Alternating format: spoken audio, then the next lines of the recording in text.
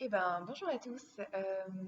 Aujourd'hui, je vais vous faire une petite vidéo sur ce qui se passe après l'accouchement et je vais me baser sur mon expérience de maman et aussi les retours d'expérience de d'autres mamans.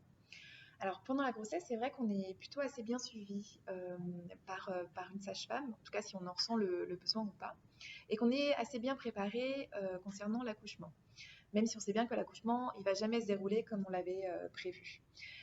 C'est une période après l'accouchement qui est souvent idéalisée par les futurs parents. On s'imagine que ça va être une période vraiment magique. Moi, ce que je déplore, c'est plutôt le manque de suivi qu'il y a après et surtout le manque d'informations. À part quelques visites de la sage-femme, je trouve que le soutien en France, il est quasi inexistant. Je trouve aussi qu'on a énormément de retard par rapport aux autres pays, comme par exemple sur le nombre de congés paternité. Voilà, vivre seul cette étape, c'est pour moi une aberration.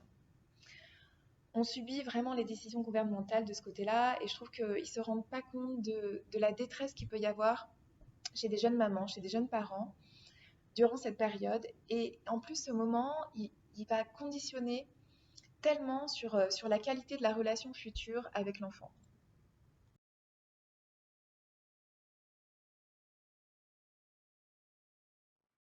Alors c'est vrai que quand on annonce la grossesse, généralement tout le monde nous félicite et nous dit que ça va être magnifique, qu'il faut profiter de chaque instant et c'est vrai, effectivement ça passe très vite. Du coup, les premiers mois de la vie de notre bébé, en fait, on a le devoir de devoir apprécier chaque moment. C'est-à-dire que tu n'as surtout pas le droit de te plaindre parce que tout le monde te dit que c'est merveilleux et donc il faut que ce soit merveilleux. Mais pourquoi toi, tu ressens pas ce bonheur dont on t'a tellement parlé? Pourquoi on t'a pas dit que ça pouvait se passer comme ça?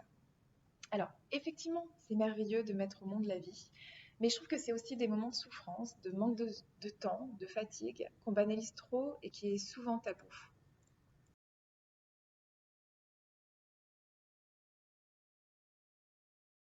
Du coup, on va pas oser se plaindre.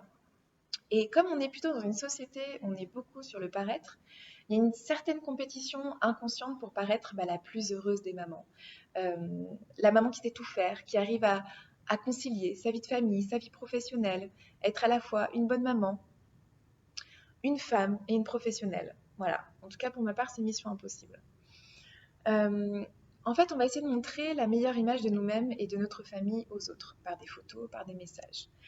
Et puis c'est souvent après coup, plusieurs mois ou voire même années après, qu'on entend certaines mamans. Alors je dis pas que c'est pareil pour toutes les mamans, attention, hein. Et à chaque vécu est différent et cette période peut aussi peut-être plus facile que pour d'autres. Mais en tout cas, ce que j'entends parfois de certaines mamans et ce qu'elles peuvent dire après coup, celles qui s'autorisent à en parler, c'est qu'elles se sentaient souvent seules, qu'elles ne savaient pas quoi faire face aux cris, qu'elles se sentaient impuissantes, qu'elles se demandaient tout le temps s'il fallait le prendre dans les bras, si elles pouvaient le poser, qu'elles avaient mille questions en tête, qu'elles avaient tout le temps peur de faire des erreurs et puis de se poser aussi quelles conséquences ça pourrait avoir sur mon enfant. Voilà, c'est des mamans qui disent qu'elles étaient fatiguées, qu'elles étaient épuisées, qu'elles n'avaient pas le temps de prendre une douche, d'aller aux toilettes, de faire à manger. Bref, voilà, pour moi, on ne peut pas et s'occuper de la maison, et s'occuper de soi, et de s'occuper du bébé. La charge mentale, elle est énorme et trop minimisée.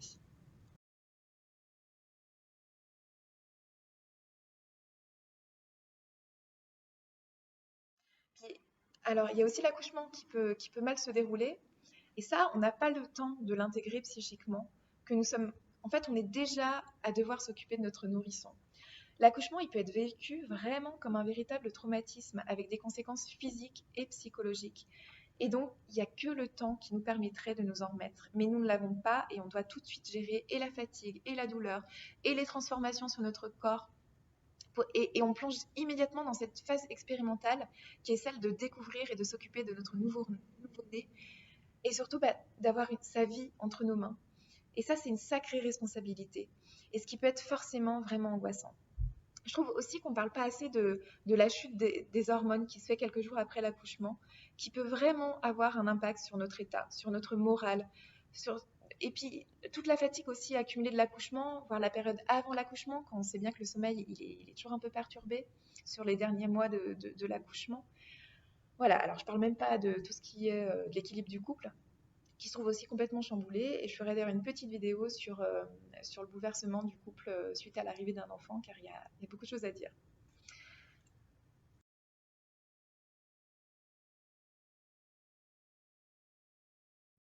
Bref, tout ça pour vous dire que vous avez le droit de dire que c'est une période dure, fatigante et qui peut être aussi une période merdique pour certains.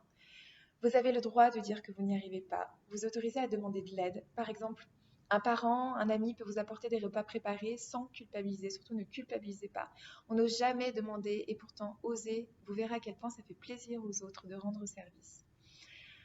Si vous avez du mal à aimer votre bébé dès le début, là c'est pareil, ne vous inquiétez pas. L'attachement, ça se fait pas du jour au lendemain, ça se fait avec le temps, par des échanges positifs. Si votre bébé pleure tout le temps à cause de reflux, de coliques, de douleurs, et que vous avez peu de moments heureux, l'attachement il va avoir forcément du mal à se mettre en place. Voilà, c'est sûr que comment aimer un enfant dont les échanges ne sont pas agréables.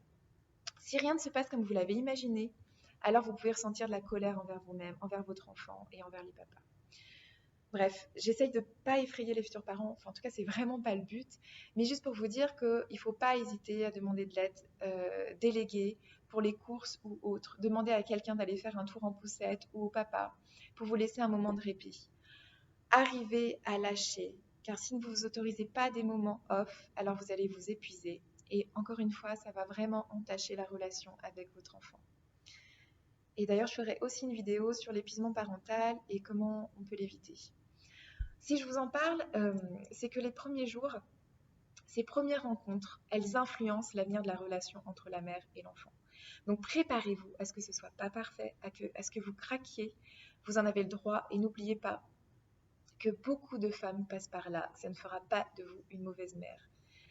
Voilà, c'était une petite vidéo qui était assez courte sur vraiment ce qui se passe après l'accouchement. Et la prochaine vidéo, je vais essayer de faire sur l'anxiété et les peurs chez l'enfant. Voilà, à bientôt.